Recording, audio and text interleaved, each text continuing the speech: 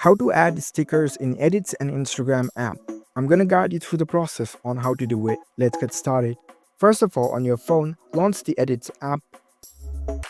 After you're in the app, make sure that you are logged in with your account. Now, in order to add stickers, you can create a new post first. Tap on this plus button and create a new project from here. Add the photos and videos that you like. Once you're in the editing dashboard, now in order to add stickers, here in this bottom right corner you can see the sticker option. Tap on it. It will give you a list of stickers that you can choose from. You can explore through the list and select the one that you like. If you like any stickers, you can simply tap on it. Your sticker is selected right now, so you can adjust the position by just dragging it. You can position it anywhere you like. If you want to duplicate this, here you can see the duplicate option. Tap on it. You will have another stickers. If you want other stickers, you can follow along the same process by tapping on the sticker option and selecting different stickers.